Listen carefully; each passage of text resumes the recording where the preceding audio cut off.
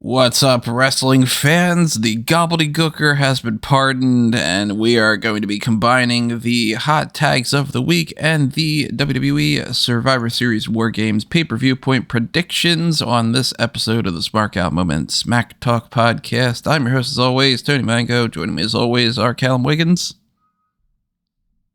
CM Punk confirmed. And Robert E. Felice. Gobble, gobble. These are both accurate statements.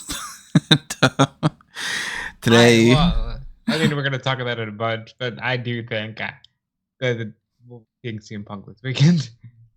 We will certainly get into the whole CM Punk situation. That is one of the many topics that's going to kind of transition from hot tags into Survivor Series talk and all.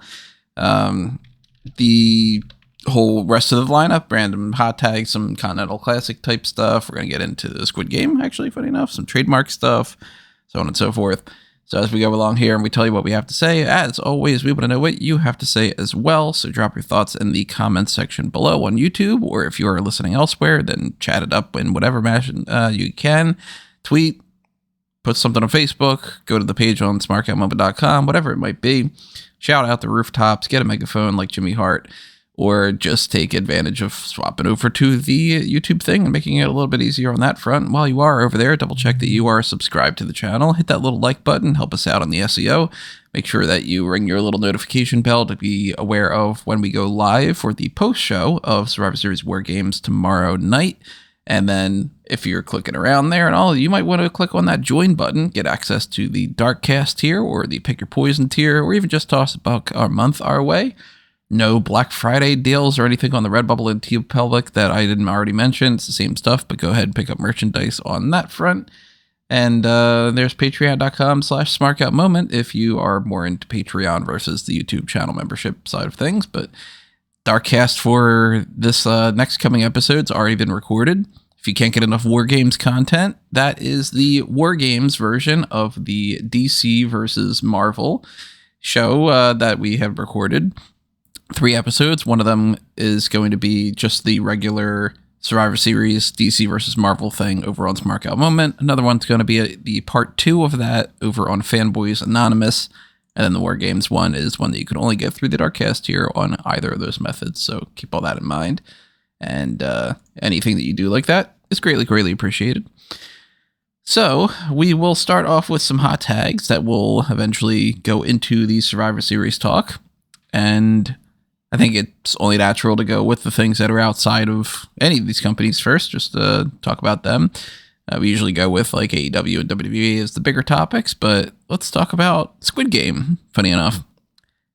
Challenger number 60 and Challenger number 263, and I wouldn't have known this unless I just came across it on just, news outlets. And I watched the first 2 episodes and it still didn't catch it.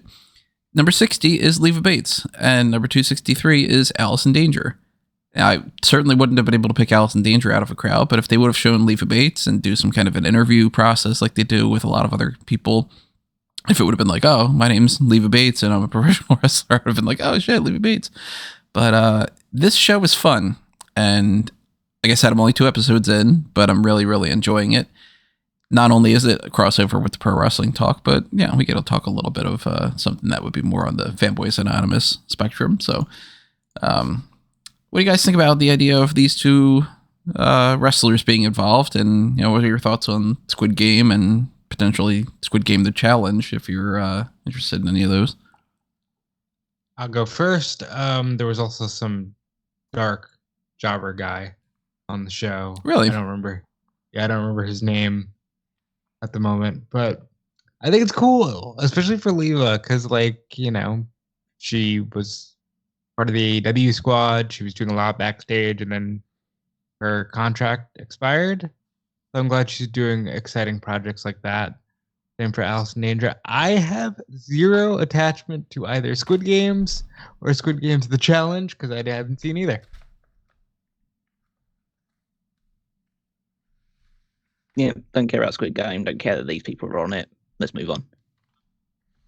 You guys are missing out. Squid Game is a really good show. Not only the show itself is good, but this reality show is actually a fun way to like recreate the same challenges that are on there. And apparently it's brutal. Now, Leva Bates even talked about it. She said that like the freezing temperatures and stuff. There's been some things going out there that it was like the first round, which is one of the more like famous ones from the show. It's the big robot doll that like red light, green light, and apparently that took like hours to record. So people were like getting sick, and they really wanted to knock out a lot of people and all.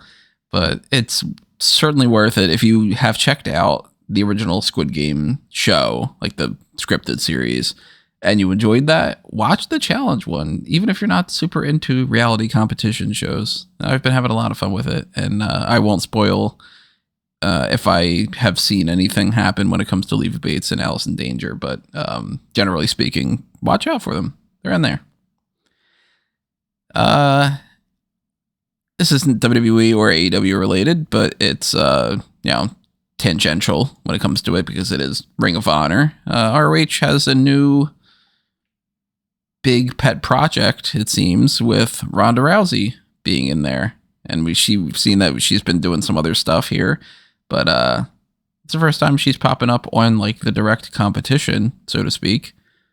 As far as I'm aware, there's not a true contract in mind. She might just be working on like a handshake deal. But how many people have we seen do that in AEW then and they eventually do get a contract? So I think that's heading that direction.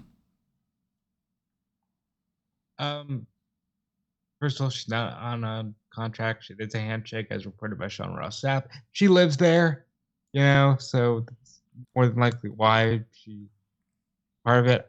At this point, given the status of the Ring of Honor World Championship, I would assume Ronda Rousey versus Athena is a great main event for your final battle pay-per-view. I have yet to see the match, but a lot of people have been giving her thumbs up in terms of her performance on ROH TV. I think it's cool. And if she's motivated, even better. I have seen the match. I watched it this morning. My usual time when I'm watching Ring of Honor. And it was a fun match. She was bumping all over the place for Athena, but doing a lot of her typical armbar stuff. She looked way more motivated and way more interested than anything that I've seen of her in WWE in 2023 specifically, but also like late 2022 stuff. It was probably the best match I've seen her have since the match with Charlotte at WrestleMania Backlash, or whatever that show was called. I assume it was WrestleMania Backlash. That the Icon match, yeah. Yeah, it was Backlash. Yeah, the Icon match, yeah.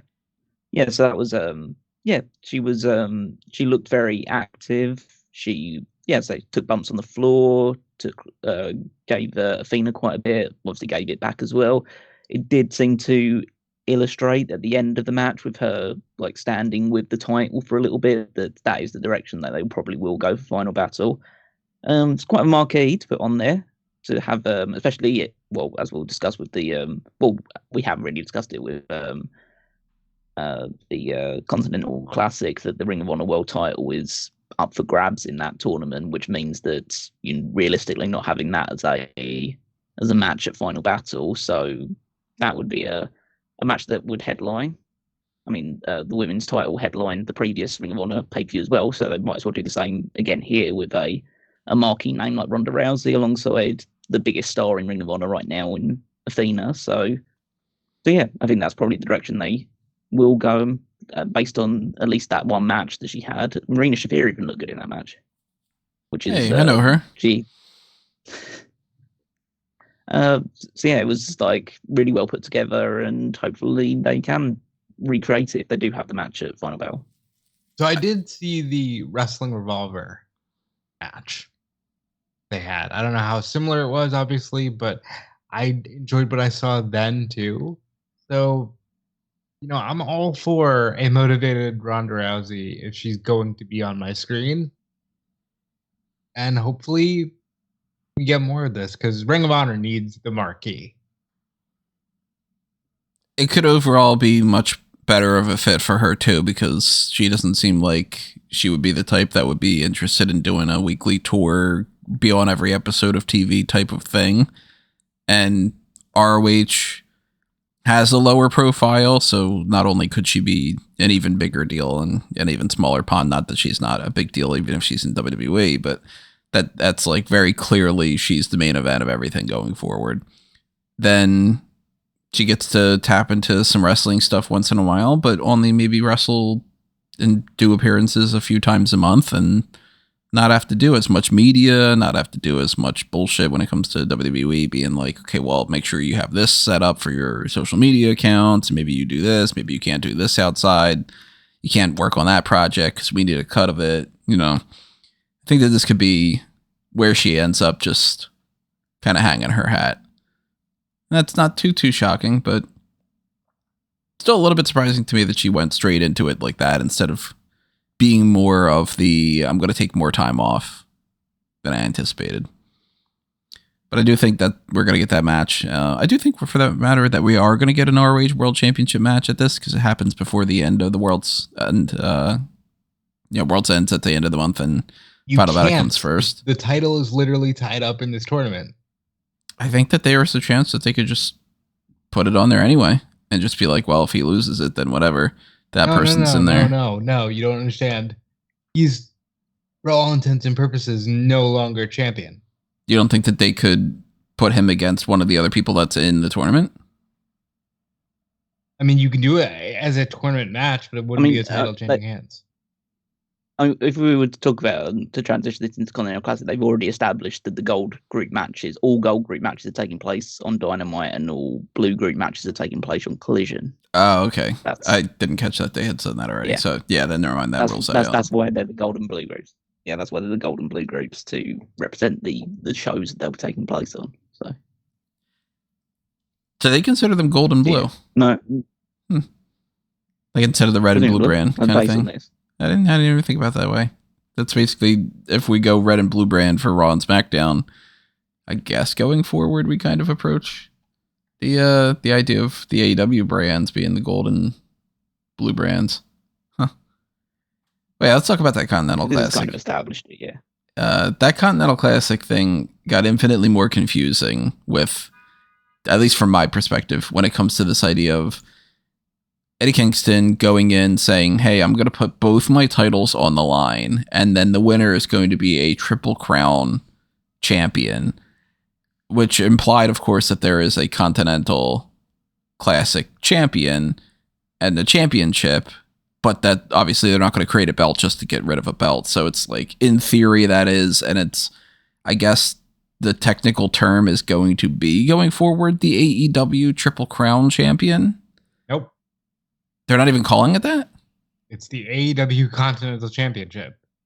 It is just going to be the Continental Championship afterward, and they're going to completely erase the ROH World Championship and the New Japan. Not entirely clear. And they can't just erase the Strong Championship. They don't have jurisdiction over New Japan like that. You can't just say, oh, well, fuck your belt. Well, couldn't New Japan just agree we don't give a shit if that's the case too?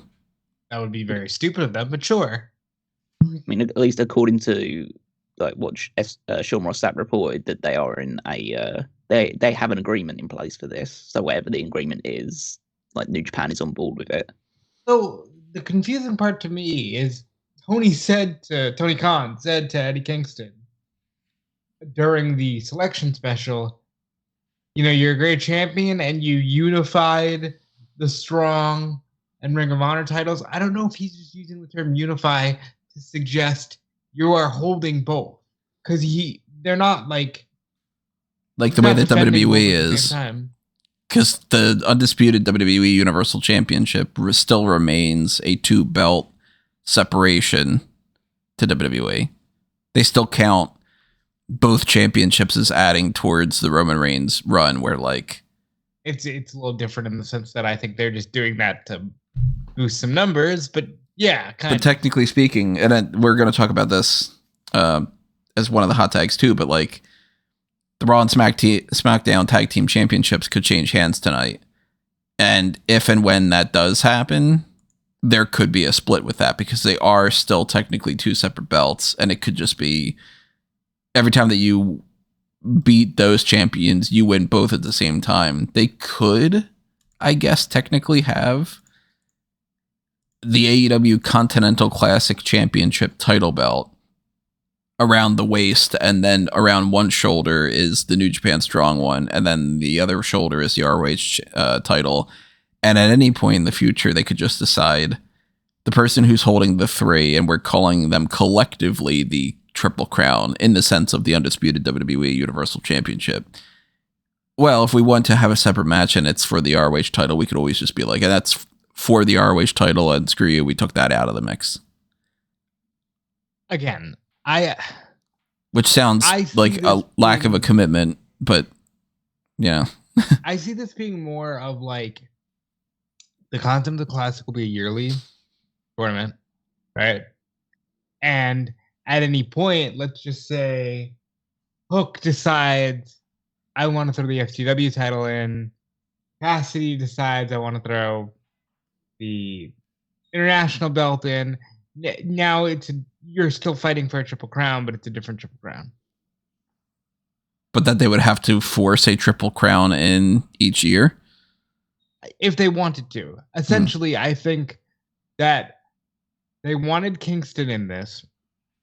I think Kingston's a nerd for All Japan. I think Tony's a nerd for All Japan. They said, hey, wouldn't this be cool? And they said, yeah, let's do it. Because I think there's a good chance that because of this, Kingston could walk away with all of it. See, now that Kingston's got this going on, he instantly shoots to me as, well, he should at least be in the finals in my brain. They could technically have him, like, lose matches and then other people get to the finals and he's just out of the mix, but kind of feels to me like it should be Kingston against somebody. And then in the Gold League, well, all right, let me say this first. The Blue League is, for anybody who doesn't know yet, Andrade, Bryan Danielson, Eddie Kingston, Brody King, Claudio Castagnoli, Daniel Garcia. I think Eddie Kingston wins that side. And then on the gold side, it's Roosh, Mark Briscoe, Jay Lethal, Swerve Strickland, Jon Moxley, and Jay White. I think Jon Moxley wins that side, despite how Swerve is in a spot where he could certainly win this, and I don't think anybody would really complain. I think we're getting Moxley versus Kingston, and Moxley is going to win that championship and bring that into Wrestle Kingdom, and that might be a factor into this whole whatever is going on with that United Kingdom / United States championship that Ospreay's got. Because isn't that still just kind of up in the air as far as what's going on with that one? That is correct, yes. What if the whole plan is that belt is also incorporated into here? And instead of it necessarily being a Triple Crown champion when it comes to ROH, New Japan, and then this brand new Continental Classic, maybe the Continental Classic is that other title. And the Triple Crown is Ospreay's belt, the Strong belt, and the ROH belt. Well, see, you've lost me here because there is no belt for Ospreay because it's just like they're just fighting over a new championship. It could theoretically be the AEW Continental Championship. Like they just have Ospreay go in with that championship that he's had, and they're like, the winner of the triple threat at Wrestle Kingdom is the AEW Continental Champion. Well, Ospreay can't go into the event with the titles that he's had because both of them were destroyed. The belts themselves, but like that in mind that he's going in as a champion. Yeah, so they'll representing that. You know what I mean? Well, no, because then you're making a quad champion. Because essentially, in your mindset, if Moxley is winning and going into that match as a Triple Crown champion, that means that Ospreay also has not lost the championship. He is still a champion, and his title will be on the line in that match. So, if you were to then have all titles on the line in that match, it'd be 4 titles that are up for stake, not 3. So, yes, I guess technically that would kind of be so immediately going from a triple crown to a quadruple. Yeah, this is where I kind of stand with this. I think that this is creating a Triple Crown champion, and it has at least the leeway in the future to have split it out in future to be separate to the Ring of Honor, New Japan Strong, and the Continental Champion. But my mindset is that this is probably something that Kingston has thought about because he's such a big fan of All Japan Pro Wrestling. Is that they probably, in my mind, they've taken the approach of this will be, whoever wins this is going to be simultaneously the Ring of Honor World Champion, the New Japan Strong World Champion, or Openweight Champion, however they refer to it, and the Continental Champion. And all three belts are always going to be on the line and across all three promotions. So the person who holds it is simultaneously the champion of Ring of Honor, the champion of New Japan Strong, and the Continental Champion in AEW. So it can be defended in AEW, and someone could lose it, and they become all three champions. They're now the Ring of Honor World Champion as well as the Strong Champion. And essentially, it will be a belt that is defended across, well, three belts technically, but one realistically defended across all three brands. So it counts as three different title reigns that you've had, but you're just collectively always putting all three belts on the line, the way that the Raw and SmackDown tag titles are. Yeah. Up until the point that they either decide to fully unify all three of them into just one collective title, or they decide to split all three of them up, and then you can move down further the line. But I think at least for a period of time, we're going to just have those belts defended across all three promotions as a collective, and there won't be any splitting up, at least until the point that they decide that this is unsustainable.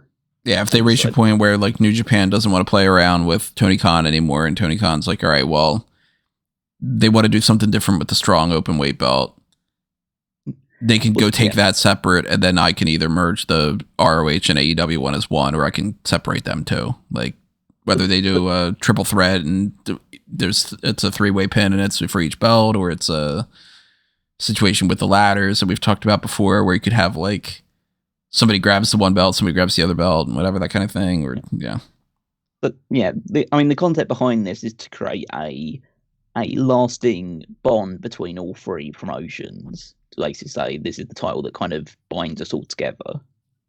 And eventually there might be instances where either people separate or that it just becomes a bit difficult to manage all three things. But I think at least in the short term, and when I say short term, I'm probably thinking like maybe a year or two, we're probably going to see a Triple Crown until they decide that Triple Crown's not their thing anymore and they want to do something else instead. So, yeah, I mean, in terms of the predictions for the groups, I mean, the groups look really good. There should be some really good matches. I think the blue block in particular, the blue group, looks very exciting in terms of the potential matches that we're going to see. I think that I don't think Kingston's going to be in the final. I think Kingston is going to be in contention to make the final and lose to whoever does get into the final.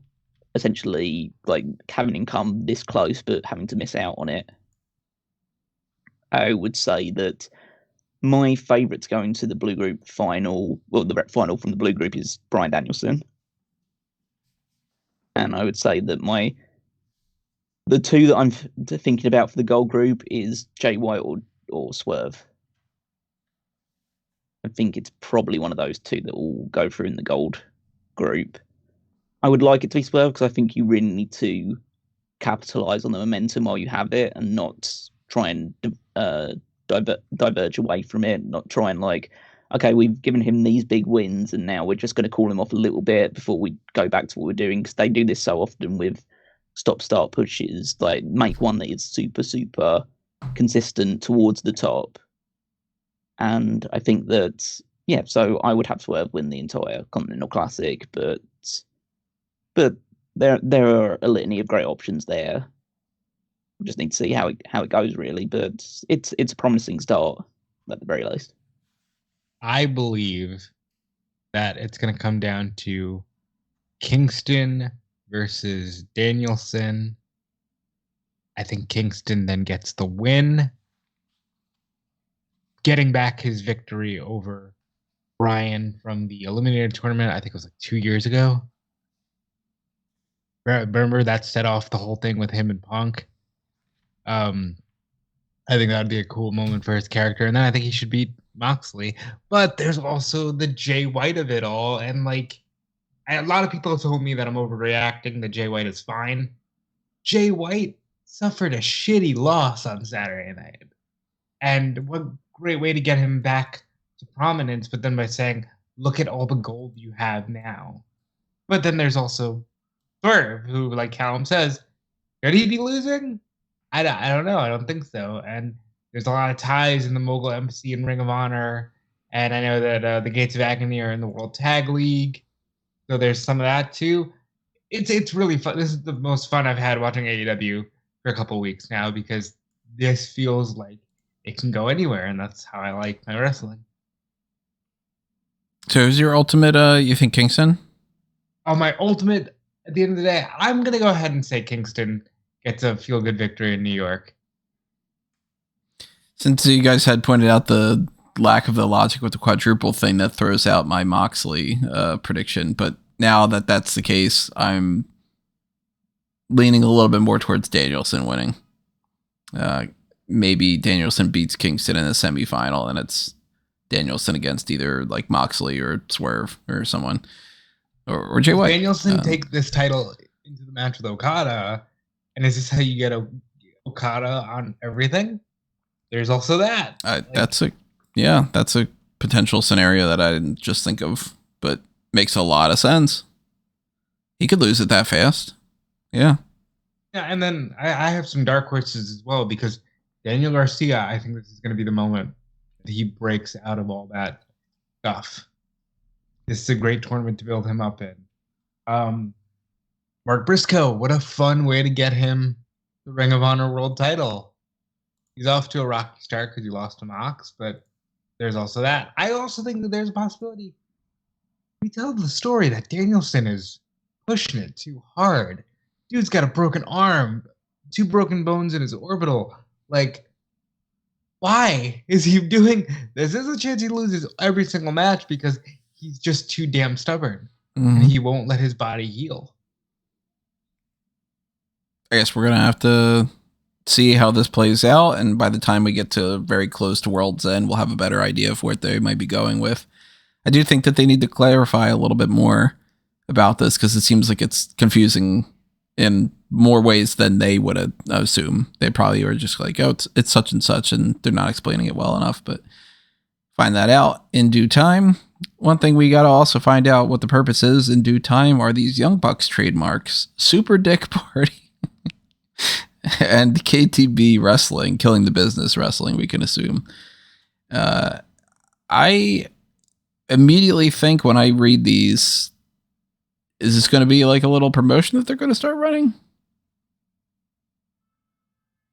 It feels like they're doing almost like BTE. The original BTE was like, I'm just taking the piss out of everything. I feel like that this is what their next heel character going to be, where they just go back to being like shitheads that want to just joke on everything, and they'll have Cutler, and I think what the observers say, potentially Cabana with them as well.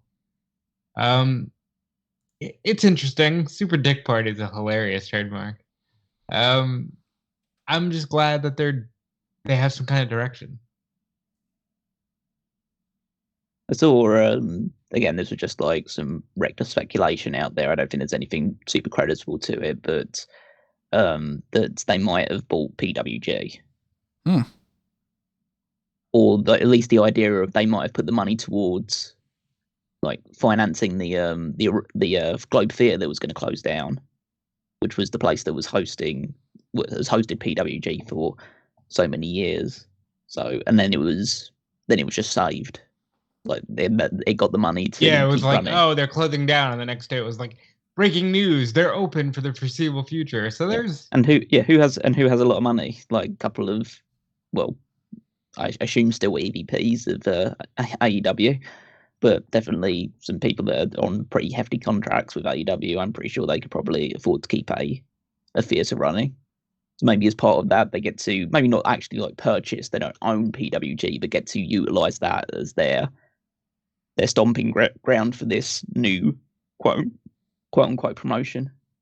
They can like just kind of go back to doing what they enjoyed, which was that PWG fun style of wrestling.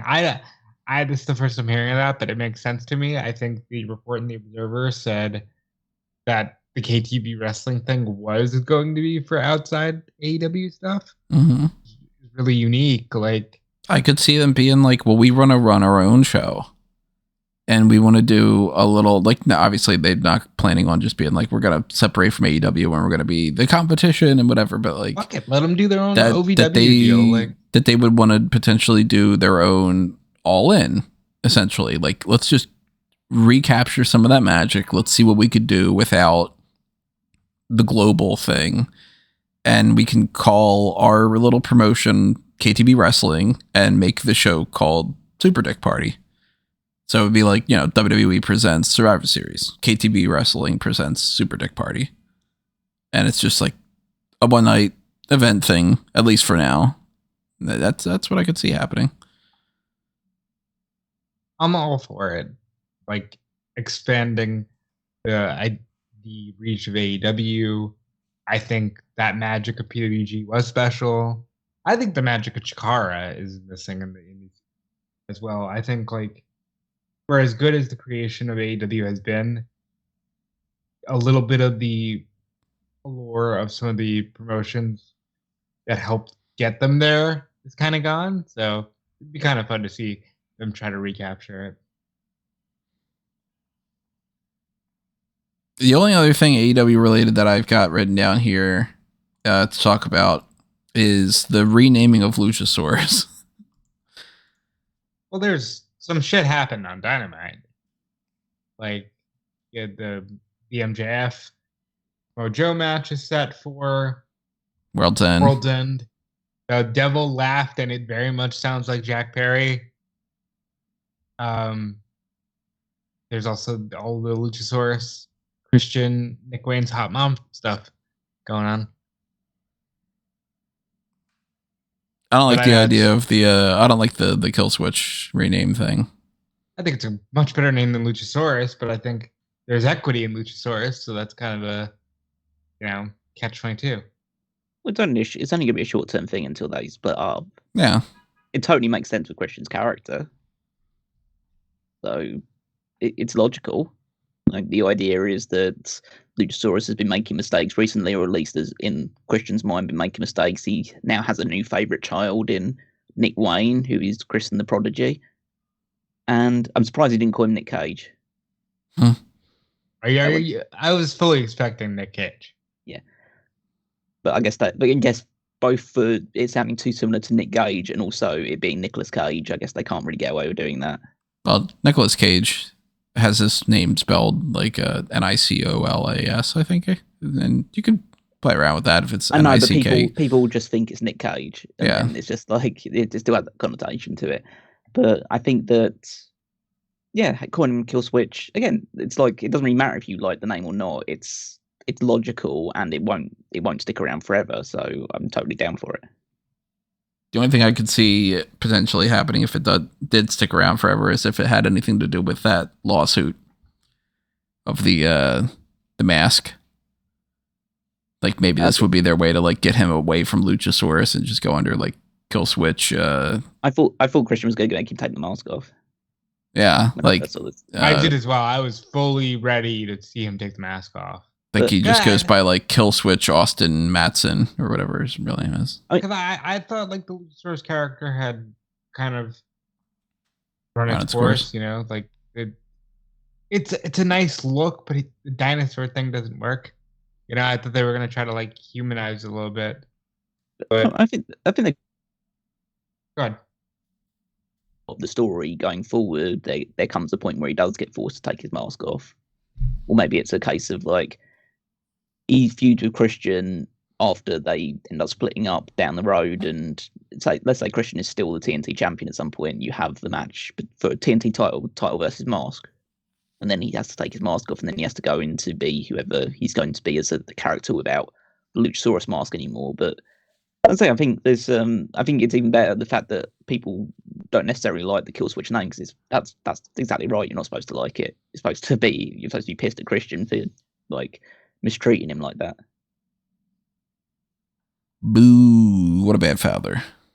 That's what we're supposed to be doing.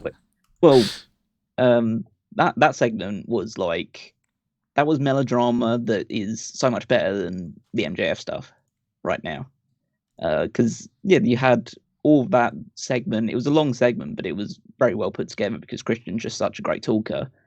And then you have Edge come down and take out everybody, and he hits the concerto on Nick after Christian tried to get Luchasaurus, not Kill Switch now, I guess, to hit the concerto on Nick's mum.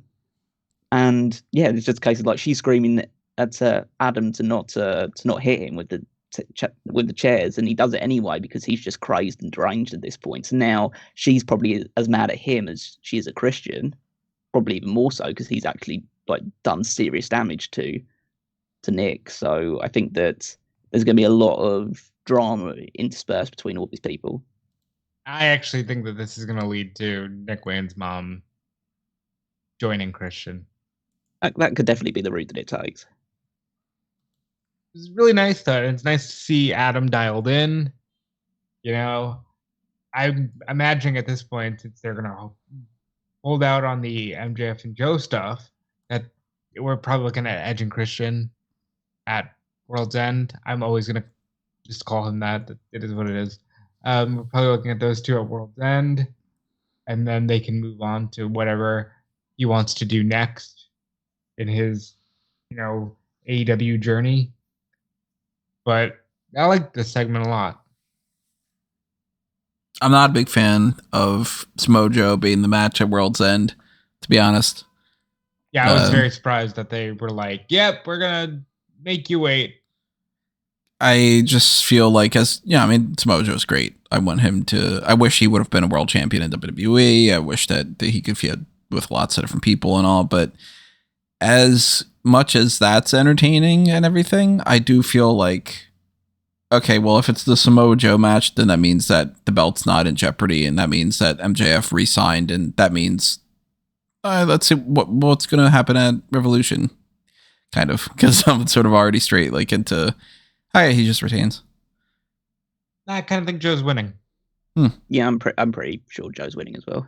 I think Joe's winning. Yeah, that's interesting. Let's see if they can convince me otherwise, and I can make it a 3-fer by the time we come around to our predictions on there. Which is because me and Rob are so pretty sure about it. It's the fact that you're saying, there's no jeopardy involved in it. Well, there clearly is, because we have a completely different opinion to it. Than we think there's no jeopardy because MJF's not winning, and so there clearly is jeopardy to it. And yeah, it's a totally different way to break it down. So that's interesting, because I'm just like, yeah, okay, well, he's not going to lose it to Samoa Joe. No, he's going to be fine. Is. I'm kind of like in a 50-50 bag, because it's kind of a mix of, well, I don't think they would have just had Joe drop that title without a plan in place, or at least a thought that he might be moving on to something bigger. But then I'm also thinking, well, if he does lose, it's probably going to be something to do with the Devil.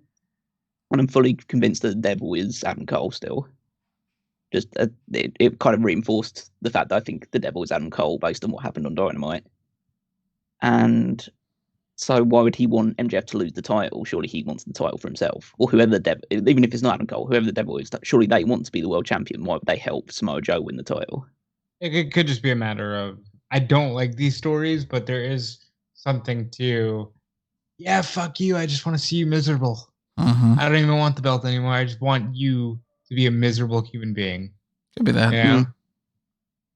Yeah, I don't think it wouldn't work if Adam Cole was the Devil for that. I think for Adam Cole, the goal should be the championship. It shouldn't be just he hates MJF so much, because what realistically was MJF done to really wrong him to the point where he would just want to see him suffer? Well, unless the idea is they're finally accepting, Adam's not going to be ready for a little bit. Yeah, well, if the goal is just to make MJF suffer and so losing the title, it doesn't matter, he doesn't want to be the title, then it would have to be Jack Perry. Because Jack has an inbuilt hatred, and there is that form of tension and feuding between those two. So it would make sense in that regard that, yeah, Jack Perry wants to be the title, but more than that, he wants to make sure MJF doesn't have the title anymore. So I could see that logically making sense, but I still don't think that whoever the Devil is would be short-sighted enough to not just want to get his hands on MJF and win the title in the process. It's interesting because we know Wardlow wants the title. We know Wardlow is actively like, No, I want to be the one to beat you for the title. But like I said, maybe with Adam, it's just like, yeah, I'm too far away from this. But man, I'm gonna make you lose everything. Like me trying to save you made me lose everything because I had to come save your ass and I broke my foot. I love that they even had to bring it up on TV today, just on Dynamite with Renee going up to him and saying, "Why, with all due respect, why are you actually waiting for this? Why aren't you actually just beating the hell out of MJF and taking this title?" Yeah, I did like that, and then he didn't really explain. He didn't really justify it well enough for me to say, like, "Okay, you're waiting, fine." Yeah, because there's never a good answer for that. It's like, because the answer is, well, the storyline doesn't call for it, and you can't say that on TV. Right, yeah. Unless you're just doing a super dick party type thing where that's the joke is that, we all know it's fake, and that's a different story. But we'll talk about that a little bit more when we get into our next set of pay-per-view predictions after Survivors. It's the next. No, yeah, it is. It wouldn't be. Else. Deadline. Deadline happens before that. Sure. Deadline does happen. Yeah, and so does Ring of Honor. But that shows you where my brain is. True. There's nothing to talk about for NXT. We not only ran down the stuff that we knew was going to happen in advance, but the only really thing that was different was we did see the pasta with the sausage, and it didn't look all that great. So that's not anything fantastic. You don't like a good kielbasa? At least it didn't have too much asparagus for Vaughn, right? Apparently that was actually Robbie E's wife and kids, I guess. Yes. So that's pretty cool that they got to do that. Really quickly, let's talk about the Champs Giving tournament that's happening. Thanksgiving was yesterday. Hopefully you had a good turkey day if you celebrate that. If you didn't, hopefully you had a good Thursday or whatever you did. I don't know. Maybe you celebrate Friendsgiving or something. But the Champs Giving tournament is on the final round. Bret Hart and Owen Hart beat Crime Time. Big Cass and Enzo beat the Bella Twins, which means that our final is Big Cass and Enzo against Bret and Owen Hart. Not the final that I was anticipating. I figured that Crime Time would end up being there or the Rockers. Funny enough. What? Okay. Bret and Owen should win. They weren't tag team that long, but I don't know. I just feel like that would have been a really cool tag team. My vote went to Cass and Enzo. Yeah, I guess there's a more history there, but still, Bret and Owen. Yeah, I think Bret and Owen will win. So I have not checked to see what those responses are quite yet, but then again, what they are now doesn't necessarily matter. It's what they are when I shut the poll off, which will be some point next week. I don't know. The game plan as far as like the podcast for next week is a little bit up in the air when it comes to the idea of not having a hot tags, but it sort of depends. I'm going to be flying out on the 28th, right after Survivor Series and everything is kaput. So I don't think I'm going to be recording anything. Terrible idea. That's Tuesday. What, the 28th? Yeah, you're flying out. Yeah, Tuesday.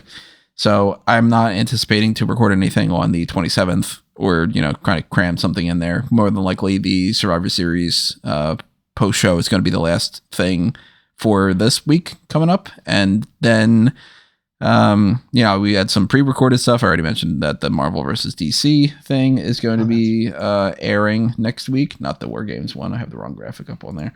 The regular one. The WarGames one's eventually coming for that. But after that. But the hot tags itself, I don't know. But at least it'll be up on the website, the Champs Giving results. And then the week following that is going to be another combo edition deadline predictions with the hot tags, because that's going to be the day after I come back and I'm not trying to cram anything more. So next other recording that we're going to do is going to be the deadline thing or whatever. But if these fellas feel up for doing a hot tags edition, I'm certainly not volunteering them for that. But if they do, then you will be hearing that next week with the potential results for the Champs Giving thing, if I send that to them ahead of time. Cass and Enzo against Bret and Owen Hart, though, is your final. So vote on that while you can and tell us who you think is the best tag team to never win a WWE tag team title within at least that specific company. Not necessarily they didn't go elsewhere and win the belts and all that kind of stuff. But the Champs Giving tournament stuff out of the way, we still have some other things to talk about here, predominantly to get into the Survivor Series WarGames pay-per-view-point predictions. Now, we are going to lump in some of the stuff from Monday Night Raw and some of the stuff from SmackDown tonight in on this. Monday Night Raw, we had some matches that really didn't serve a purpose, but we did get the switch up of the members of the WarGames teams over, past couple episodes and kind of rearranged the card a little bit. And we currently have still 5 matches scheduled for this that are advertised in advance. But the first thing to ask is, do you think that there will be any other matches added to the card? As it stands, maybe a battle royal. Yeah, I think that if anything, just one nothing match on the pre-show, but I would have no idea what that would be. So in lieu of not knowing anything in particular or having to be able to put anything concrete as a potential alternative, I'm going to say no. So WrestleVotes had tweeted out on the 23rd, I'm told the Survivor Series official event program features 2 notable teams, one being Gallus, as no other NXT group or superstar is included. The other noteworthy team included in the program is Akam and Razor, AOP, Authors of Pain. Seems both could be headed to TV shortly. It seemed like they were at least hinting towards potentially doing some kind of Nick Aldis and Adam Pearce agree for another, like a battle royal-ish match or cross-promotional thing. Maybe they plan on announcing something on SmackDown tonight where it's like, we sort of teased the idea of let the games begin between the two of them. Maybe we're going to do some kind of cross-promotional Raw versus SmackDown battle royal, whatever. I don't know. To me, it sounds like a bad idea to do that right now. I think a battle royal before the Royal Rumble doesn't make a whole lot of sense. I'd rather it to be like, maybe they bring back the traditional elimination. I mean, I'm down for some pizza, but they could maybe do like an impromptu, the last minute we announced that we're going to have an elimination match or something, but I don't think that's going to be the case because we do have 2 WarGames matches on the card, and I'm pretty sure last year it was a 5-match card. I don't think they have the time for it. Battle Royal would be easier. You just get everybody in the ring, and then 10 minutes later, everybody's gone. It could be a tag team Battle Royal, or it could be just maybe Gallus is incorporated into the Battle Royal. Maybe it's something else. I don't know, but I am leaning towards there being something where LA Knight could participate or that they want to do battle royal-ish type material. I don't know. There's a tag team turmoil match next week, right? There's one on Raw, yes. So maybe that's not necessarily what they would play around with as much, like doing the tag teams, like throwing different teams in there. I don't know, but there also is speculation that something will happen with Shinsuke Nakamura. And we got to talk about this whole, is Shinsuke going to have a match? Is he going to put out an open challenge for this? Why didn't they announce it if that's the case? Do they not want to announce it because they don't want people to think that CM Punk is going to be there? Oh, is CM Punk going to be there? Is it going to be Shinsuke versus Punk? Is that just going to be a surprise on the show? Is that just going to play out on Raw and it has nothing at all to do with Punk? And it's like, oh, where are you? I know where you are. You're pretty close by. And that means that's the return of Robert Roode or some kind of whatever random thing. What do you think's happening with this whole hubbub? I'm willing to be wrong. I've been wrong many times and will continue to be. I fully think CM Punk will be at Survivor Series doing something with Shinsuke Nakamura. I've said it before even other people were picking up on it. I've said this sheerly because they're keeping Nakamura on TV. Like, they had to have something for him. Because we've seen they got nothing for Shinsuke. He's just not there. Even if he's a champion. Yeah. So I think Shinsuke is probably one of those guys on the short list of bucket list opponents. for CM Punk in WWE. I think this would be a really cool way to be like, hey, he's here. We were obviously feeding you lines, and we wanted you to, get overexcited about it, because I think that's also part of it. If he does end up showing up, I think part of the idea was, well, everybody's just so damn sure that he won't. So we've got them anyway. And I think it'll be a huge night for WWE if they do, because I talked to Tony about this privately, saying, yeah, we got 2 WarGames matches, Randy, and oh, hey, as a surprise, CM Punk is here too. That's enough to be like, yeah, you're not worried about Roman until the Royal Rumble, are you? Give some enough talking points, yeah. I think that actually lives up to it. It's not like, well, you're not worried about Roman because Solo Sikoa is going to fight LA Knight. No, this is actually like, oh, there's enough here. So I think it's going to be Punk. And if nothing comes of it, then nothing comes of it. But right now, I see no reason why they've been doing all this stuff with Nakamura.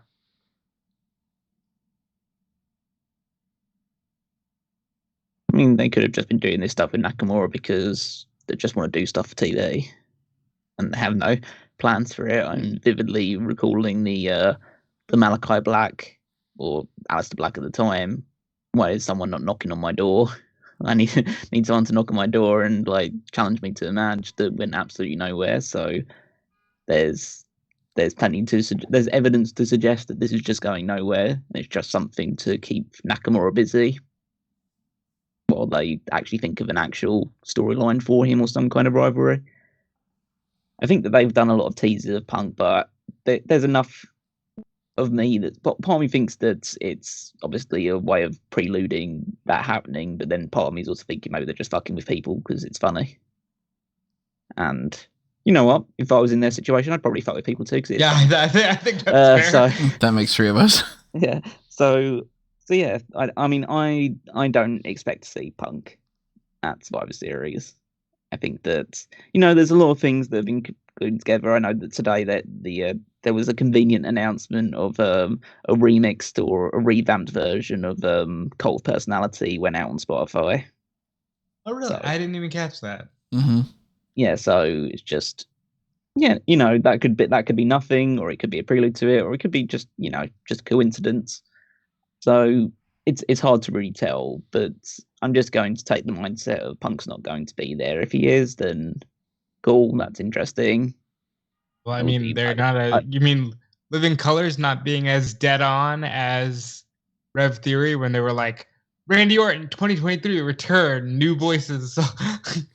Yeah, not that I saw anyway, but I think that I mean, if Punk returns, it's not really even going to be the Survivor Series thing which will catch my attention. It'll be his promo on the next episode of Raw or SmackDown explaining this decision and treading back all of the stuff that he said while he was in AEW. But so that'll be the real interesting thing. That'll be the thing that I tune in for. But yeah, we'll see if he does actually end up showing in Survivor Series. I think if he is in Survivor Series, it's not going to be in a match straight away. I don't think. So that'll be surprising. If anybody's tuning into this podcast because they're hoping for some kind of confirmation, Rob is sold that Punk is going to be there. Callum is leaning more towards Punk isn't going to be there.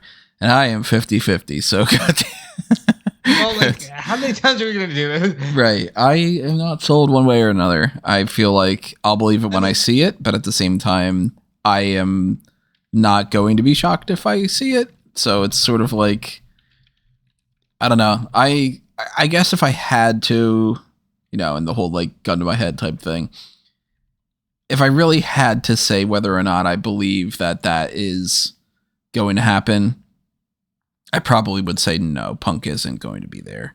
But that's because that's a leap of faith that I think if he's there, that's interesting and that's cool and you get the surprise. If he's not there, despite how they did these teases, you almost have nobody to blame but yourself if you're disappointed, because it's not like they officially would be putting it out there. If they do announce Shinsuke Nakamura has an open challenge. If they announce that tonight, which I don't think that they would, because I think that they probably would have put that on Raw, then my speculation goes up dramatically, obviously. And if they just, I don't think they should either. I think that either Punk is there and they should play around with the audience a little bit more and not make it obvious, or Punk is not there and they've gone way past the teasing point and now they're going to piss people off if they do anything more. Because I think, what I would do is, let's say the women's WarGames match opens the show. Which I think it will. And then it's coming up next, it's Gunther against The Miz. And then Nakamura just comes out and says, I'm not waiting. And then hit the music. Just that's all you need to do. I think if that is what they do, by the way, that it's not going to be a match. I think that Punk would come out, hit the GTS, and then they would set up that they're going to do the match another time. Rather than all right, we'll ring the bell. It's an impromptu match. We're going to throw that onto the card. I think it'll be a segment. Only, in your face tease to me was when Nakamura hit the GTS and Ricochet a couple months ago or whatever it was. Mm-hmm. Where I was like, he just doesn't do that. Yeah. It wasn't like, oh, well, Nakamura's done GTS his whole career. He doesn't. And everybody in the world that tosses out these ideas like that, each one of these little phrases on commentary is a tease. I understand where they are getting the connections, but also if you ask, such a reach. Yeah, if you ask somebody who believes in the whole number 23 thing, they'll be like, well, if you add that number, then you add that number, and you add it in this way, and then you do this, whatever. And it's confirmation bias. They'll try to figure out a way to get the number 23 out of there. And people could be like, well, see, Corey said this, and that's a reference to that one episode that's got this person on there, and we're not having the Riddler mess around with this. I think either they are doing those teases because it would be fun to mess around with people, and there's no plan, and they kind of need to backtrack a little bit. Or they are doing that fully knowing that, hey, when we toss out the American Nightmare things and it's Cody, we are doing that because we know we're going to follow through with it. Right. They did. That's a good one. They did do it with Cody, didn't they? Mm-hmm. They were like, adrenaline is in the air. Wait, it doesn't make any sense. Why are you throwing out the word adrenaline? Right. So either they know what they're doing and they're playing around with that and they just don't want to officially announce anything because they want to try to manufacture it as a little bit more of a surprise. Or they are just sort of shit, people got the wrong idea for there. Let's backtrack a little bit. Without dropping their story. I don't know. But I guess tonight we're going to figure out whether or not they do add any more matches to the card. But something else is happening tonight that I think it shouldn't be necessarily ignored is that the Street Profits are going up against the Judgment Day for the tag titles. And I am convinced that the belts are changing hands. Here's what I would love. I would love for Nick Aldis to be like, hey, I'm tired of sharing belts with Adam Pearce. I want this to only be for the SmackDown tag titles. Either way, I see the Street Profits also winning because why wouldn't the baby faces come out and screw over Judgment Day? That's exactly what I think is going to happen. I think this is going to be the main event of the night. Tag titles are going to switch hands. They're going with a heel-on-heel group because they just want the Street Profits to be the next champions, as opposed to we decided that we're going to transition it to the Brawling Brutes or something temporarily, and that Damian Priest is going into WarGames as the quote-unquote leader of Judgment Day. This could be a time to show faulty leadership, and whether he takes the pin or not, I think that there's going to be distractions ringside. Judgment Day lose the titles. Wow, oh my God. Street Profits are the new champions. And also at the same time, Judgment Day's fighting with Team Cody and they're kind of all going crazy.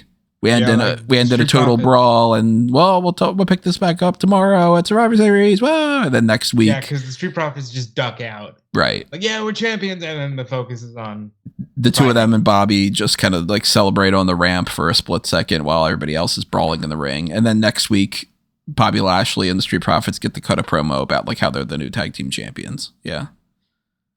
And maybe even that leads into they announce on tomorrow, they announce on Survivor Series, the kickoff, the new tag team champions are going to defend against Gallus. or something like that. Maybe that's where that WrestleVotes thing comes in. But the tag title positioning that they're doing with this match really has me thinking the belt's going to change hands. I agree. I'm going to assume the title stay with Judgment Day. I want to bring this up because it was surprising to me. Street Profits haven't been champion in 3 years. Yeah. Like, that sounds wild to me. It feels like they're one of those teams that were always champions. But then again, as I say that out loud, the Usos had it for how long? Mm-hmm. That's probably what it was. Yeah, that's mostly what the problem is. Now I think that they're just coming back around to it and being like, yeah, well, Street Profits are great, so let's give them belts. They could be a focal point going into Mania as tag team champions, defending against whoever, you know? Even if they don't separate the belts and they have like new undisputed tag team titles waiting for Bobby Lashley to present them or something, Raw Tag Team Turmoil sets up a new tag team feud after just 1,000 days of these titles being from Usos to Owens and Zayn to Judgment Day. You know, like, that could be a really exciting thing if you're a tag team in WWE. I think that might even be specifically why the tag team turmoil thing is happening, is so that they could just move away from the Judgment Day thing. Because, yeah, they could do Judgment Day versus Indushay, or they could do Judgment Day versus Creed Brothers, or whatever it is. Yeah, there's still some fresh stuff there, DIY, whatever. But if they go with, like, Alpha Academy wins, then it's like, okay, Alpha Academy versus Street Profits is a temporary feud, and then you can save DIY, Creed Brothers, whoever, for heading towards WrestleMania or something. I think that's going to happen, but we might not necessarily get any more information about it on Survivor Series. It might just happen tonight on SmackDown and then have to wait a little bit more. One match that we know for this Survivor Series card that it's 100% set, and it does not involve Ivar, who is going to have a match against Bronson Reed next week, but it could have included Ivar, was the Intercontinental Championship match between The Miz challenging Gunther. They botched the whole Ricochet thing, but it worked out as in the plan that they seemingly wanted to do anyway. Gunther versus Miz in a feud of The Miz is more of a wrestler than you would expect that he is, and Gunther is more of a bully than The Miz is willing to put up with, and it's kind of a basic enough feud. I like it, but it's not something that I want to see really continue for much longer than this. I think this is like a short but sweet, and then you move on. Gunther's in the Royal Rumble, and that's about it. But Gunther's definitely retaining here, in my mind.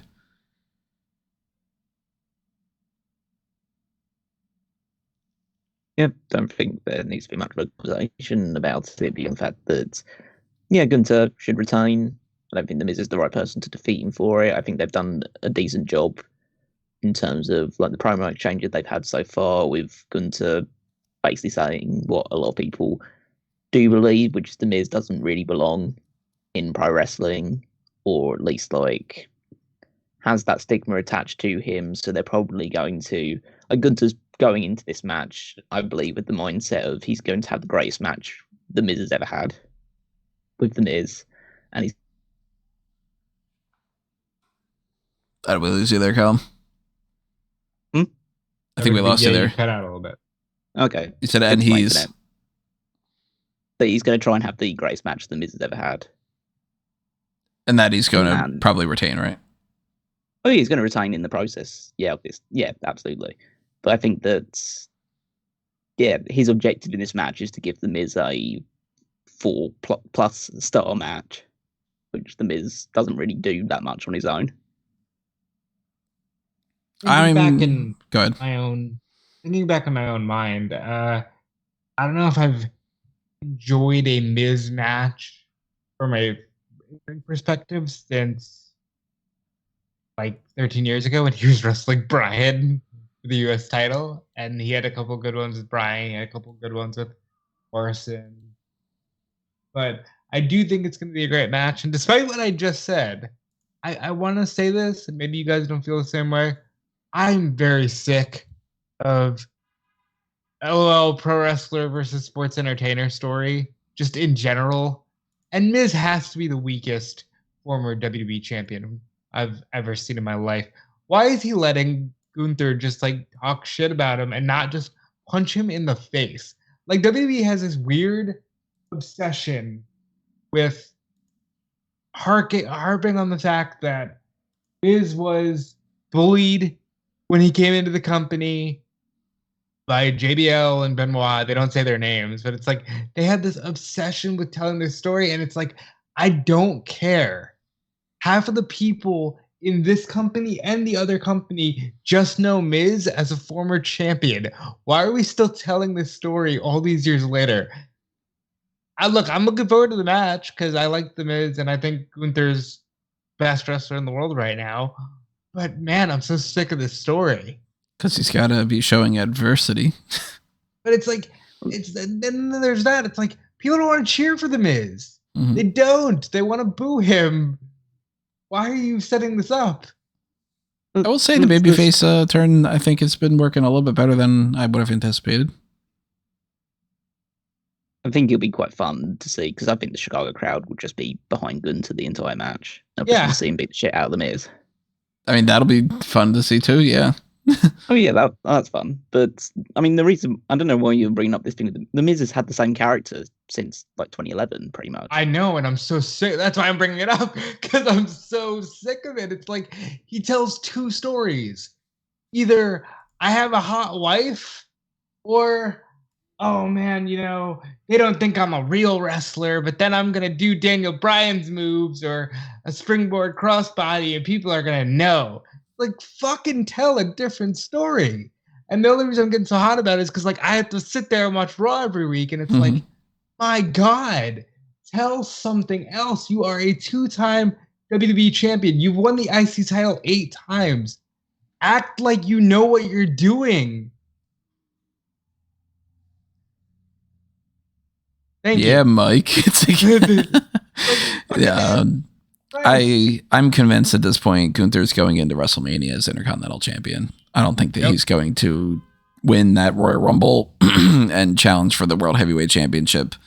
But I do think he's going to win the World Heavyweight Championship at some point in 2024. It's just not happening at Mania. Maybe Berlin or something. Yeah, Bash Berlin. That could be a good time when they pull the trigger on that. Still don't know exactly who I bet will end up being in that world title match, but it all sort of depends on if Punk shows up. Because if Punk shows up, it's going to be Punk versus Rollins. I'm sold. If Punk doesn't, then then we're up for a lot of other potential debates. Maybe it's like a 4-way, like Punk, Rollins, Priest, Balor, and Zayn, or McIntyre's in there. Or, Zayn could be in there, or it's also a possibility. It could be Randy, Sami, Drew, and Rollins or something. Yeah, like there's variety we're gonna have to talk about. I don't know why I got a little Christopher Walken there. There's some variety that we need to talk about, whether or not there's pre or post Punk. Are you happiest in the saddle? I am happiest in the saddle, and I've got to watch up my ass. 2 mice in a barrel. One belt that I don't think we need to go deep into. Rhea Ripley's retaining that Women's World Championship over Zoe Stark. It's not fucking happening, Zoe. Sorry. Yep. Not right now. Moving on. Yeah. Look, I like Zoe, but like... She lost the match at the previous thing. She shouldn't have been in that match. It would have been more if she was in this one separate, and she's just going to lose. I can't believe I'm saying... I mean, it's going to be a good match, but I can't believe I'm saying this. It should be Nia. And the big moment of the match should be, hey, Rhea dropped her in the Riptide, and the crowd goes nuts. Yep. That's what it should be. It'll be a better match with Zoe versus Rhea, but in the grand scheme, it doesn't matter because nobody's going to remember it anyway. Well, Zoe would, obviously. But I mean, I'd rather it be this match because it's going to be better, and I'd rather watch good wrestling than like a car crash that might be more memorable. Granted. But yeah, I'd rather just have Rhea Ripley retaining in a decent match with someone who knows what they're doing. Ripley's in that full-on waiting pattern because we got to get around to doing some of the other things. And I do think that the beginning of the show is going to open up with the Women's WarGames match. It is Damage Controls, Bayley, Asuka, Io Sky, and Kairi Sane. Dakota Kai is ringside, still injured, against Bianca Belair, Shotzi, Charlotte Flair, and for some reason, Becky Lynch. Now, I know the reason is, well, why don't we get Becky on the card? She's the biggest name we could throw in there. But outside of that, why is she popping over to team with this crew against Damage Control? Why is she teaming with Charlotte, who she consistently has issues with? For zero reason other than we got to keep her separate from Rhea. Yep. And because they went around the card just flat out. Because if they point, didn't care... Why isn't Rhea teaming with Damage Control? And it's, Becky on the other side. Yeah, just make it 5-on-5. Could have been. But, yeah. They're going in this direction. They get Becky in there.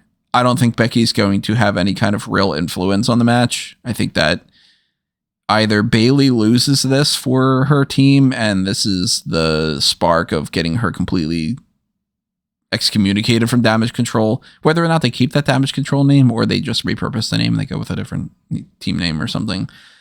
I think that that's a really strong chance to happen. And if not, it'll be because of some kind of miscommunication between Bianca Belair and Charlotte Flair. And something will happen where either Shotzi takes the pin to keep them both strong, but they were arguing and they didn't save Shotzi or some kind of, whatever scenario. I don't lean towards that because I don't think that the Belair and Flair thing has been something that they've been as focused on. But I am still stuck on the idea of what do they do for this belt at Mania? You got Belair, Flair, Bayley, Asuka, Io, Kairi. You got the Jade Cargill question up in the air. Do they go with Flair versus Cargill? It's just a match on the show. And then it's Belair against Bayley against Io in a 3-way or something I don't know. But we're going to get, obviously not the CM Punk answer, but we're going to get, I think, a lot of an indication of what Mania is going to be like by the end of this show. And the belt's not on the line. Well, you don't think that something could potentially happen here, like Bayley loses and they kick her out of... No, I think that can happen, but I don't think that that's going to give us any kind of indication on what Mania is. I don't think we'll have any kind of indication on Mania until the Royal Rumble's finished. Maybe so. I think if Bayley loses this match for her team, there's a very strong chance that Io drops the belt at Royal Rumble. And I think if for some reason Damage Control just wins outright, then maybe Io is champion still heading into Mania. I don't know. But I am leaning right now towards Damage Control losing this match. Yeah, as am I, mostly because that other side is literally Team OP and Shotzi. So it's hard to bet against them, but I do like this new Damage Control lineup, and I wish that they could have a few months to play around and be built strongly. But the emphasis really seems to be on whatever's going on, even Dakota's in on it, and Bayley's not. They're really harping on that story. So I'm going to go ahead and say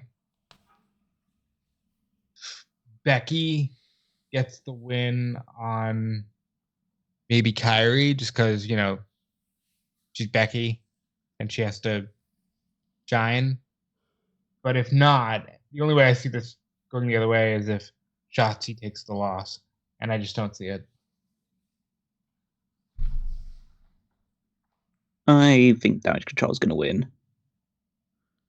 The reason why I'm going with that is that I think that you need to establish this group now that Kairi Sane is in, because they've only had they haven't really had a proper match with Kairi in the collective now, and I think that it would make sense to have the heel group go over in this one because it counterbalances what will probably happen in the men's WarGames match as well. More on that later. But also, they are the unified group, whereas the other team is a bunch of individual personalities that have just been brought together for this occasion. And there are multiple different ways you can do it with the team still saving face. You could have Becky Lynch and Charlotte get in each other's face and maybe distract each other or distract the cohesion of the team in order to end up with the other side losing. You could... fundamentally, even though it's got three of the strongest people they've pushed in recent years on it, you do have Shotzi there, and Shotzi can easily take a fall at any point in time. Like, she's the weak link of that group. And yeah, I think that you extend out the dissolution a bit. I think if you have like Bayley just lose immediately, you are just immediately putting red flag. That's going to happen before the end of the year. Whereas with this new Damage Control group, which does look stronger and more, has actually added, like, breathed some life into the women's division on SmackDown, which was like just being suffocated with a lot of repetition. But now it's got more interest to it. Why not try and stretch that out a little bit longer? Why does it have to be? Why does the turn have to happen, or why does Bayley have to be immediately thrown out of the group? Yes, she is clearly like being kept out of the loop in terms of the Japanese contingent, saying things behind her back, but maybe they just want to have her around as their like lackey for a while, like keep stringing her along for as long as they possibly can until they don't have a use for her anymore. So I think that. Yeah, I think you have Damage Control win, and then the more fractures start to form later on. This to me is immediately screaming like this is the women's equivalent of the Bloodline now, and Bayley is Sami Zayn. I hear ya. You're right. Except I'll offer this counter. They have never cared about making Damage Control seem strong. Didn't they lose the WarGames last year after immediately forming? And then Bayley lost to Bianca 4 more times. Like, they've just never cared. No, but it doesn't mean they can't change the approach of That is true. Now. I would hope that they would. I still just don't have faith that the end game for the women's championship is Bayley versus Io at Mania in particular. I don't think it is either. I still think Io's going to lose the title at Royal Rumble, but that doesn't mean that they have to lose this match here. No, but I lean towards this match is not a number one contender match for the Royal Rumble. There's 2 months in between those dates. I lean towards this could be the thing that immediately Bayley drops the match for them, and then it's like we really ramp up the level of like ostracizing her. They might not necessarily fully kick her out here or the next episode of SmackDown, but I think this could be like the next phase of it is Bayley loses this. But Shotzi taking a pin is very easy. Like Belair could be, Flair and Becky can be arguing, and Belair could be the one that's like trying to separate the two of them, and then meanwhile Shotzi gets pinned or something. Like, wouldn't shock me. Nothing's on the line, so it really doesn't matter. All the more reason why I don't like the idea of it's November, WarGames. I still think you should just wait and pull the Hell in a Cell thing when you need to, but. Yeah, I also think we should go back to traditional elimination matches. I also think the Sole Survivor idea was cool way, way, way back in the day, and I wish that they could bring that back. That'd be kind of interesting, but that's one women's WarGames match. I think ultimately I'm going to currently go with, as far as like the Fantasy League stuff, if we need to catalog that, we're all going Gunther, we're all going Rhea, so this is the first one we might have some disagreements with. I'm going to go the babyface team winning. I'm going to go babyface team winning as well. Yeah, Damage Control. Now, Carlito versus Santos Escobar. I'm glad that this is happening on here because I do think that it gives them a little bit more of a boost than they would have just had on an episode of SmackDown. But I am confused about whether or not they're going to incorporate Joaquin Wilde, Cruz del Toro in there, or if they're going to do like Angel Garza and do something with that. He and Humberto. Maybe they even put Elektra Lopez back in there. Legado del Fantasma, switching up a little bit. I don't know. He did seem to kind of just be like, yeah, and fuck you too, to Wilde and Del Toro. So I don't know. But I think the end game has to be, if you want to do Santos versus Rey, or Santos's group against Rey's group, Santos has to be Carlito here.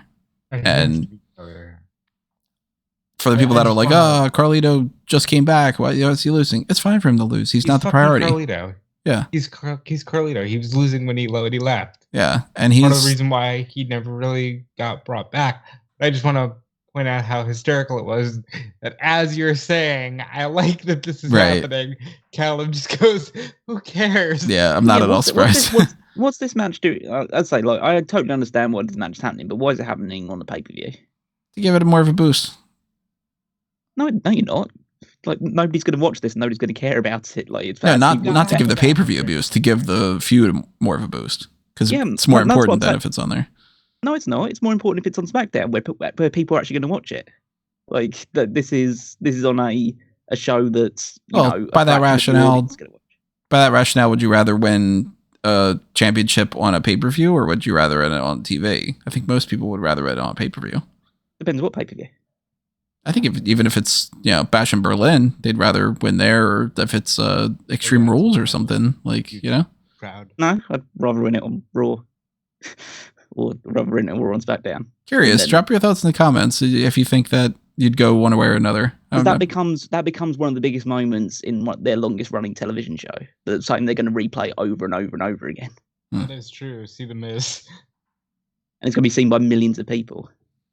Well, 1.4 million if you're going by the latest ratings, but I think that like a Big Four show maybe for like, let's say, like Survivor Series maybe, or for a WrestleMania definitely, but Royal Rumble, but I think that for the most part pay-per-views are a bit like, unless there's anything special or a gimmick or attached to it, or it's like like the new big events they're doing in the new countries, I can totally see reason for that, but especially since the move to the network era, it's a little bit, pay-per-views aren't as important as the television. Pay-per-view hasn't been as important as television since, besides WrestleMania and Royal Rumble, since for at least 10 years now. I think that the people themselves probably, if you gave them a choice, even though there's more ratings when it comes to, technically more eyes are going to watch SmackDown than a pay-per-view, but I think if you said you get to win a match on a Survivor Series card and say that that's on your history book, or you just have another match on SmackDown, I think most people would be like, I'd rather be on the pay-per-view. That'd be pretty cool. Well, the reason this is happening here is because you need a buffer. It's going to be a buffer match for sure. Like, you need this. I think the order of the card, for that matter, I think it's going to be Women's WarGames match, then the Gunther match, Carlito match, Ripley match, Men's WarGames.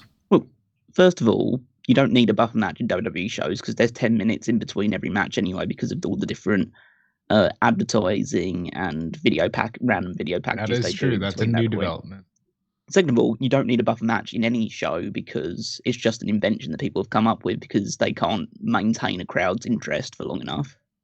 Like, I remember watching multiple Wrestle Kingdoms where they start with the kind of weakest match and they build up and up and up to the biggest match, and funnily enough the crowds are pretty engaged throughout those things. So maybe try and just actually structure a card so it actually keeps people engaged. But at least they have the weaker matches, because at some point somebody's got to pee, just a thing, you gotta pee at some point. As I say, you've got like 10-15 minutes in between matches typically. Like, let's say like Roman Reigns matches, you can pee and come. Reigns matches, you can pee and come back during his entrance if you wanted to. That is true. That is typically when I choose to go. When I know that, like, okay, we got promo and Roman entrance, I got like 30 minutes. And fundamentally with WWE crowds, the thing they care about the least in most matches or pay-per-views is the match itself. They care. They want to see the entrance, they want to see the finish, and then they want to go home. So probably most of them go to pee during the actual match itself. So I think that Carlito Santos will be fine. Carlito's clearly now slotted back after getting that win in that tag team match a couple of pay-per-views ago. Is now firmly slotted of veteran job guy. And so he'll just lose to Santos. And the only interesting thing that can come out of this match is whether we do see like Joaquin Wilde and Cruz del Toro get involved to try and help Carlito, or like take a side, and then we see the re-debuts of Humberto and Angel Garza on the main roster. Which I don't necessarily think it's going to happen here. I think if Angel and Humberto do show up, it'll be a little bit later down the line because they'll be on the important shows, Raw and SmackDown, or SmackDown. I don't think it'll be now because the whole setup with NXT hasn't fully wrapped up yet. So I think it would be more like January. That's what I'm anticipating. I think this is going to be as straight up as just Carlito loses to Santos. There's no like further build. So I'm going to go Santos. Yeah, I think we're all going Santos. Yeah. Santos Escobar is winning this. And the men's WarGames match realistically is going to be the main event here. Judgment Day with their new official member, JD McDonagh, and their unofficial member, Drew McIntyre, are up against Team Cody Rhodes. Doesn't have a more catchy name, but it's Cody Rhodes, Seth Rollins, Jey Uso, Sami Zayn, and you know him, you love him. He's the Viper, he's the Apex Predator. I'm going to drop my microphone. That was very strange. Yeah, I thought it was a weird ending of Monday Night Raw, but it's Randy Orton. He is not only teased, but also, yeah, it's him, and he's on the graphic. It's Randy Orton. There are people, though, that are convinced that Randy is going to be quote unquote attacked beforehand and that Punk is going to replace him. I don't think that that's happening whatsoever. I think that that's way more convoluted than to just have teased that you have a blank person and then Punk would be there. I do think, though, that there is something to the potential that maybe Randy Orton turns heel here. And I don't want it to happen, for the record. I want Randy to just get a pop, have a match. I want the baby faces to win. And I want to move on forward with Cody going up against Roman Reigns at WrestleMania.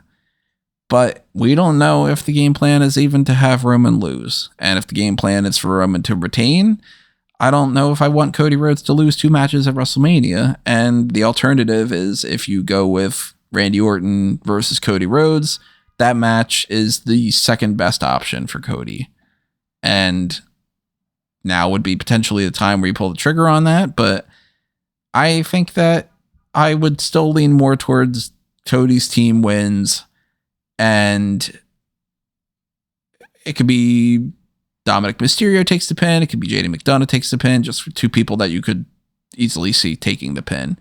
Or it could be Priest is the one who loses because he is the leader of this group for this match. And maybe that's going to lead to a situation where they boot him out. Maybe they end up losing the tag titles and they boot Priest out by the time we come around to Raw next week.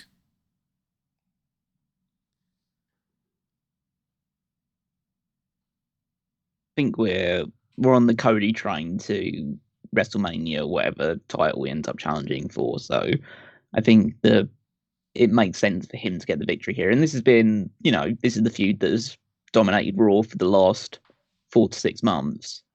So it has to draw a line under it or come to this conclusion with the babyfaces winning.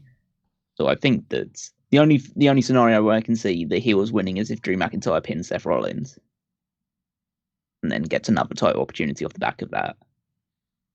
But I think that the likelihood is that Cody's going to pin somebody on the heel side and get the victory, or you have Randy Orton do it just for a feel-good moment. I would lean more towards Randy is the one that gets the pin, but it's like Team Cody wins because of Randy, that kind of thing. Yeah. So either way, the good guys get the victory, I think, in this one. I think that's just the way to draw the line under it and move on to whatever's next. I don't see an Orton heel turn. It just doesn't. I think they need to. At this point in his career, he's now like a perennial babyface in the eyes of the fans. Like he's going to be too difficult to turn. So I think that you let him ride out the rest of his career as a babyface, whether he likes it or not. And yeah, the babyface get the victory here. I think he's very easy to turn. All you have to do is have him RKO Cody. Turn on Cody. Well, I mean, he could do something with the other ones, but I think that that's the easiest way to guarantee a heel turn. There's also the fucking fact that, Jey Uso was in the ring with him when he broke his back. Mm-hmm. And, there's also that he's the latest, oh, Jesus Christ, Jey Uso can't catch a break as a babyface because now he has to deal with all of these repercussions of his actions. But I think the mindset I'm in is that Randy Orton's been out of the ring for over a year now, about a year and a half almost.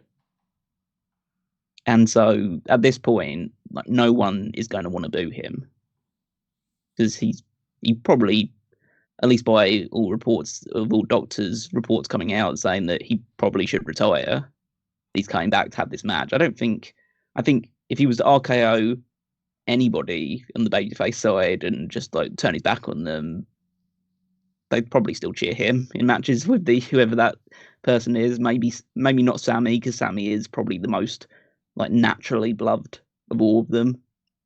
But I think that I think it's fairly impossible to turn Randy Orton heel, at least in the immediate moments. You probably would need to at least wait a few months before you can do something like that. I agree with you 100%. I do. Absolutely. But I think Randy Orton's going to turn on Cody Rhodes, and I think that's how they're losing. Because I think Randy, like most people who aren't named John Cena, wants to probably just have another run as a heel. I think they're like, hey, we need one more opponent for Cody in the build-up to the Rumble before we pull the trigger on him winning the Rumble again and fighting Roman. I will say I'm with Tony. If they even have an inkling that Roman is going to win at WrestleMania, do not put him against Cody. And also, his new merchandise says strike first. And I think he will do that by dropping Cody Rhodes. Because how dare you call me to team with this asshole? And also, like, don't forget who your superior is. I think, first of all, I thought 8 months ago that Randy would come back by RKOing Cody, new champion, on the Raw after Mania. Because nothing happened that way. So I think we just get around to that here. And also, I think Judgment Day wins because McIntyre is a freshly turned heel. If he loses, it's just sort of like, all right, you're just another top heel that loses things. Judgment Day is more of the cohesive unit. It can go either way, but I'm going to go Judgment Day wins. What about you, Callum? Babyfaces. I am very nervous about that Randy Orton heel turn ruining things for the babyfaces, but I'm going to cautiously go with the babyfaces win. And somebody like a JD McDonagh just takes the pin from an RKO.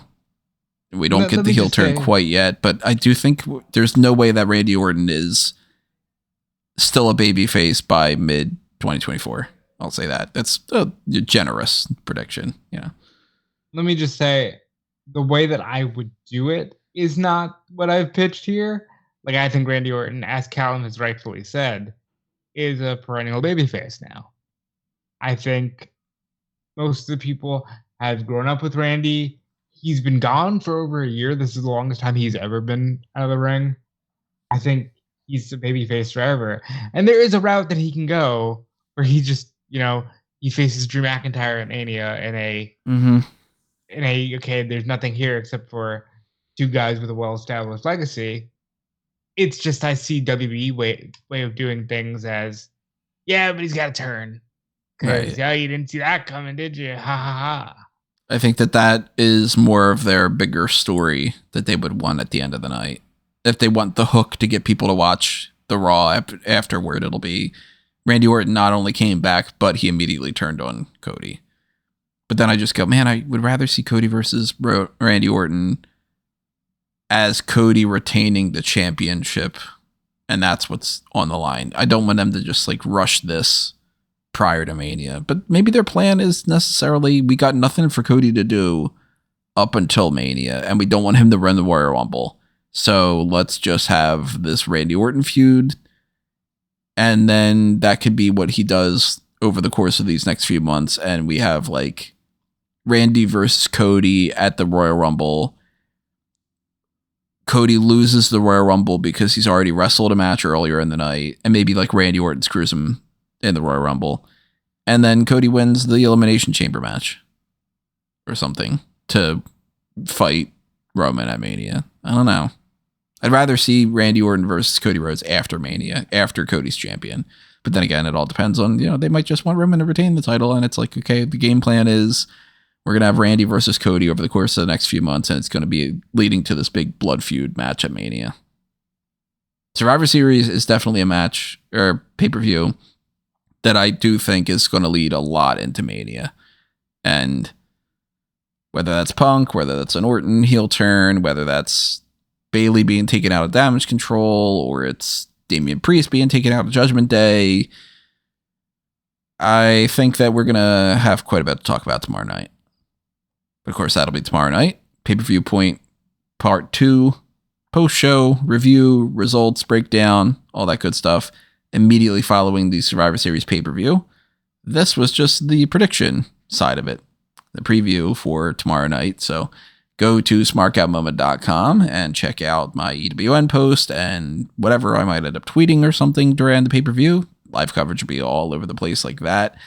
Post-show immediately following. And then we, at some point beforehand, are going to address, maybe if we change our minds based off of anything that happens on SmackDown tonight, the idea of altering our pay-per-view predictions prior to that beginning because of the Fantasy League. So maybe we'll have a little bit of an update on that front, but the hot tags are checked off. The Survivor Series preview is checked off. I got nothing else I feel like saying other than to remind you to leave your comments below and tell us what you have to say, and to make sure that you are following all over the place here, because we do have not only this next pay-per-view prediction thing, the pay-per-view point, I should say, the post-show, but next week we got the DC versus Marvel content coming your way.